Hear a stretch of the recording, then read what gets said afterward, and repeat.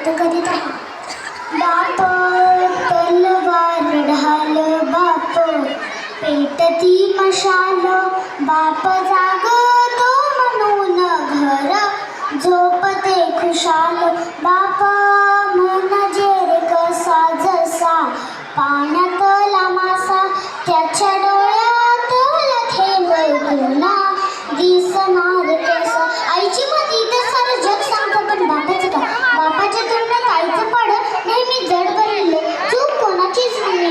जगाला फक्त आईचे सुरसले दिसते पण त्याच विषय कुठे जे बापाने स्वतःच्या स्वतः पुसले जे बापाने स्वतःच्या स्वतः पुसले. आई घराचे मांगल्य असते तर बाप घराचे अस्तित्व. पण घराच्या या अस्तित्वाला खरंच आम्ही समजावून घेतले आहे का? आईकडे अश्रूचे पाठ असतात तर बापाकडे संयमाचे घाट असतात. आई रडून मुख्य होते पण सांत्वन मात्र बापाला लाज करावे लागते आणि रडणाऱ्यापेक्षा सांत्वन करणाऱ्याला जास्त ताण पडतो. कारण ज्योतीपेक्षा समय जास्त तापते ना. पण श्रेय नेहमी ज्योतीलाच मिळते ज्योतीलाच मिळते.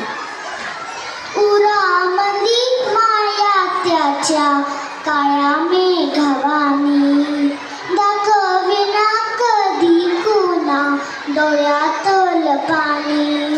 जिजू जिजू संसाराचा गाडा हाकला वटामंदी आसू जरी कणा वाकला. घडीभर तू थांब जरा ऐक त्याची धातर लय गड हाय गड्या उमगाया बापर उमगाया बापर. जिजाऊने शिवाजीकडे अवश्य मानावं पण त्याच वेळी शहाजीराजांची धावपळ लक्षात घ्यावं. देवकीचं यशोदेचं कौतुक अवश्य करावं परंतु पुरातून मुलाला घेऊन जाणारं वसुधा नक्कीच जाणून घ्यावं. आयुष्याच्या लढाईमध्ये बापाची भूमिका अशी असते. आयुष्यात कितीही संकट येऊ द्या त्या सगळ्या संकटांकडे छातीनं कसं सामोरं जायचं हे फक्त बाप शिकवते बाप शिकवते. लय मोलाचा ऐवज असतो पुन्हा कधी ना मिळतो पुन्हा कधी ना मिळतो. उमगायाला सोपी आई बाप कुणाला कळतो. जन्म घेई जे त्या सारावर त्याच्या गुणांची छाप दिसे त्याच्या गुणांची छाप दिसे त्याच्या गुणांची छाप दिसे. झटका लागला ठेच लागली आई गाव शब्द बाहेर पडतो पण रस्ता पार करत असणार एखादा ट्रक जवळ येऊन ब्रेक दाबतो तेव्हा बापरे. छोट्या छोट्या संकटांना आई चालते पण मोठमोठे वादळ पेलताना बापच आठवतो बापच आठवतो. बापाची प्रॉपर्टी सांभाळणारा मुलगा बापाचं घर सांभाळणारा मुलगा इतकंच काय बापाच्या चितेला अग्नी देणाराही मुलगा. मग बापाचा जीव मुलीमध्ये का? कारण त्याला माहीत असतं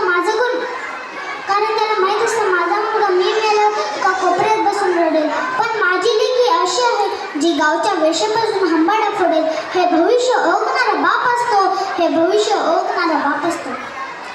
बाप जपतो मुलांना तळ हाती पाकळ्यात अशा बापासाठी यावी थोडी आस डोळ्यात. बाप थकल्यावरती त्याचा बनावे आधार नाही उपयोग पुन्हा किती घातले पिकर. बाप म्हणजे जसे की एक झाडच बोली बाप म्हणजे मुलांची जणू अव्यक्त माऊली. आयुष्यात सगळी नाती नकली असतात. वेळ आली की सगळे साथ सोडले.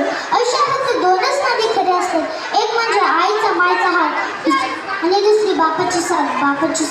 आधीच्या काळात आमचा बाबा घर जबाबदारी ऑफिस यामध्ये इतका व्यस्त झाला आहे की तो आपल्या मुलांना म्हणतो कसा असं गेलो आहे बाळा पुराण कुण हल्ली तुला झोपेतच पाहतो दुरून.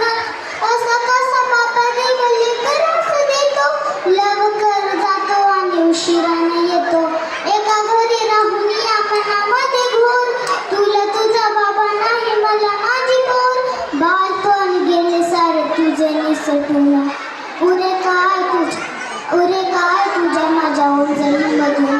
तुझ्या जगातून बाबा हरवेल का ग मोठेपणी बाबा तुला आठवेल का ग. तुझ्या जगातून बाबा हरवेल का ग मोठेपणी बाबा तुला